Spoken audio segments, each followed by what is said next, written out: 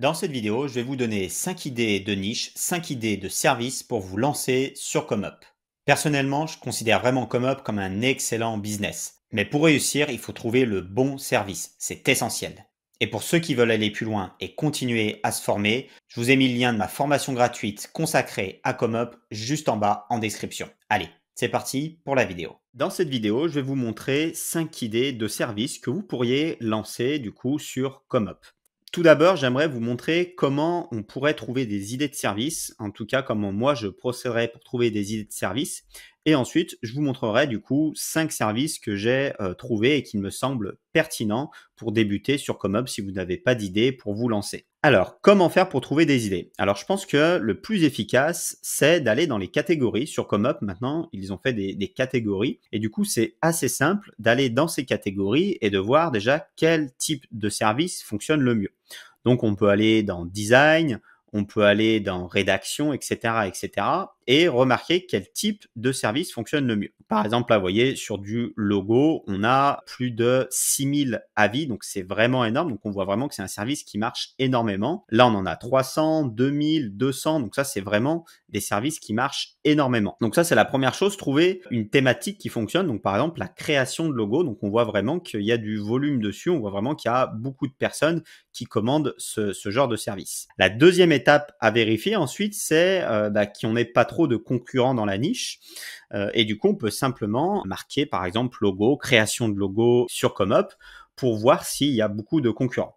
Et donc là, effectivement, vous voyez, pour la création de logo, on a 3000 services. Donc, c'est vraiment énorme. Donc, on voit qu'on a beaucoup de demandes, mais aussi beaucoup de concurrents. Du coup, c'est pas, selon moi, une niche qui est intéressante. Donc, c'est pas une niche que je vous conseillerais d'aller. Pour moi, la meilleure des solutions, c'est d'aller sur des services qui ont du potentiel, donc qui ont beaucoup de commandes, mais aussi où il n'y a pas trop de concurrents. Donc, en prenant en compte ça, eh bien, on peut faire toutes les catégories et trouver des services intéressants en allant dans chaque catégorie. Donc, j'ai commencé à faire le travail pour vous et je vous en propose déjà 5 qui me semblent intéressants. Le premier, c'est de faire des services autour de Discord. Ce que je vais vous présenter, c'est plutôt des niches et pas des services précis, mais plutôt des niches. Donc, par exemple, la première niche, ça pourrait être de faire des services autour de Discord. Donc, vous voyez que, eh bien, on n'a pas beaucoup de concurrents. Vous voyez, si on tape Discord, on n'a que 114 services, donc c'est vraiment très peu. Et on voit quand même qu'il y en a plusieurs qui vendent quand même pas mal. Là, on a 32 avis, là 73, là 18, etc. La 17 par exemple, etc. Donc on voit qu'il y a quand même de la demande dessus et très peu de concurrents.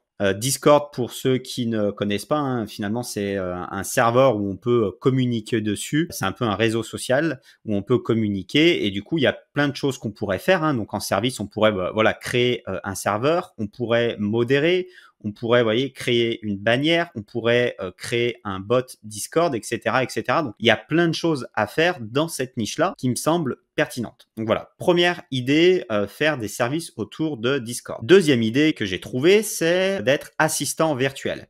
Alors, assistant virtuel sur ComeUp, eh bien finalement, il y a peu de choses. Vous voyez, il y a 271 services qui est finalement relativement peu. Si vous allez sur d'autres plateformes comme Upwork, comme Fiverr, eh bien, il y a énormément d'assistants virtuels, mais sur ComeUp, finalement, il y en a peu. Et pourtant, eh bien, on a quand même des gros volumes. Donc là, vous voyez, 135 commandes, enfin 135 avis. Il y a sûrement eu plus de commandes, 60 commandes ici, enfin en tout cas avis, etc., etc. Là, 275, 18, voilà, donc on a vraiment quand même de la demande parce qu'on voit qu'on a beaucoup de services qui fonctionnent bien. Et pourtant, on a peu de concurrents. L'avantage de ça, c'est que finalement, on a plein de choses à faire. Donc là, j'ai tapé assistant virtuel, mais on peut vraiment se spécialiser. Je sais pas, répondre à des mails. Je sais pas ce que ça peut être. Ça peut être plein de choses en assistant virtuel, mais on peut vraiment se spécialiser et trouver plein de sous-services dans l'assistant virtuel. Alors, le désavantage de ce service quand même, souvent, c'est que les prix sont relativement bas. Donc, ça peut être intéressant pour débuter. Si vous n'avez vraiment pas d'idée, vous pouvez débuter comme ça. Mais le défaut, voilà, c'est que les prix sont bas. Du coup, il y a quand même peu de valeur ajoutée parce que c'est des tâches souvent qui sont simples à faire et du coup, des prix relativement bas. Voilà. Mais autrement, en termes de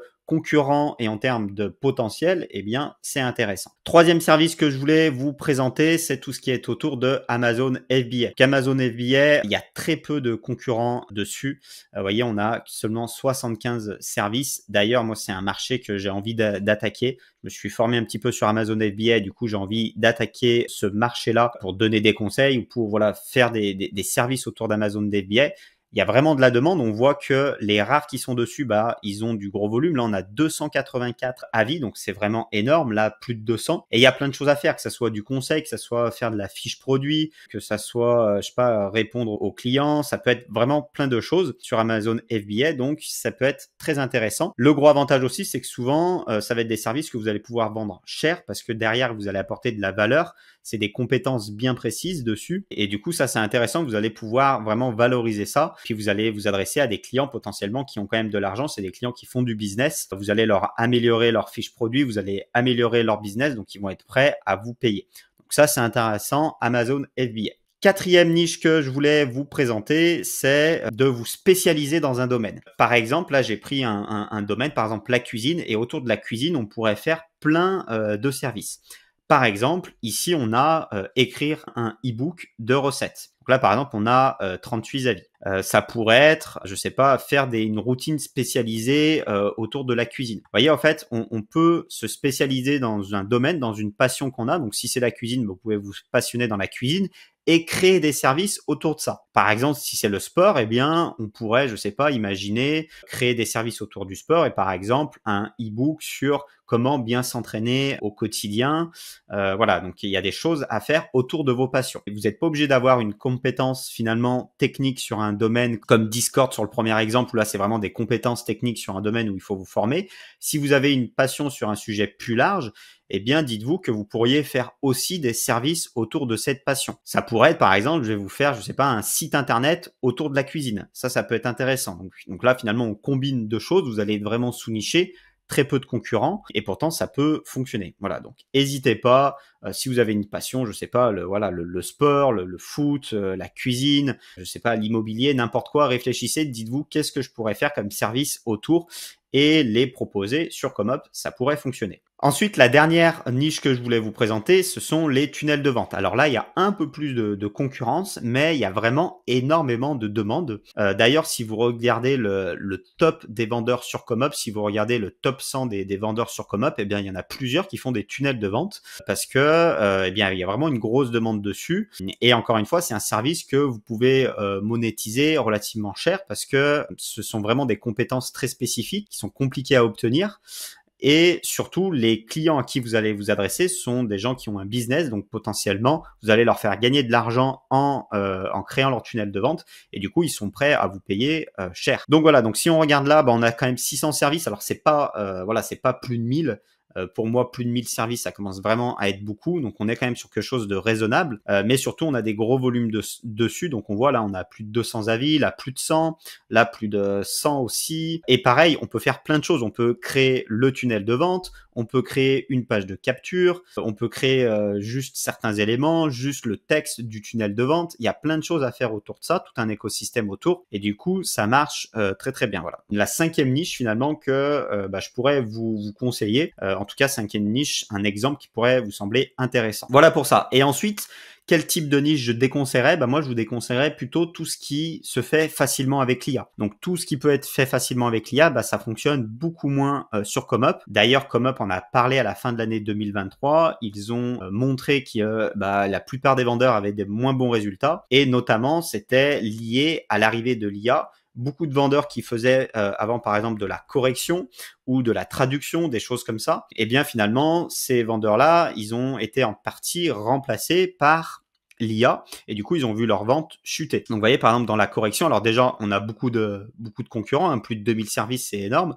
Même si on avait du volume, c'est des choses qui marchent maintenant beaucoup moins parce que, eh bien, certaines personnes vont passer par l'IA. Donc, soit ça marche moins, soit les prix vont diminuer parce que finalement, on peut le faire moins cher avec de l'IA. Donc, finalement, forcément, ça va pousser les prix, je pense, à diminuer. Donc, tout ce qui peut être remplacé par l'IA, moi je vous le déconseille. Je sais pas, ça peut être faire de la traduction, faire une image parce qu'on pourrait le faire maintenant avec Midjourney, etc. Ou alors, il faut vous aussi le faire avec l'IA. Ça, c'est aussi possible. Vous pouvez le dire. Voilà, vous êtes un pro de l'IA et vous allez faire des images avec l'IA. Pourquoi pas, ça pourrait être une solution. votre prix sera moins important qu'un vrai designer parce que ça va vous prendre moins de temps, mais au moins vous pourrez peut-être concurrencer ce côté IA qui arrive et qui a pris de la part de marché sur les prestataires qui pouvaient se faire remplacer facilement. Par contre, effectivement, créer les autres exemples que je vous ai donnés, créer un Discord, faire l'assistant virtuel, faire des choses autour de la cuisine, du sport, de votre passion, faire des choses autour de FBA, tout ça, c'est des choses qui sont plus difficilement remplaçables par de l'IA. Alors, c'est pas impossible. Pareil, faire un tunnel de vente, etc.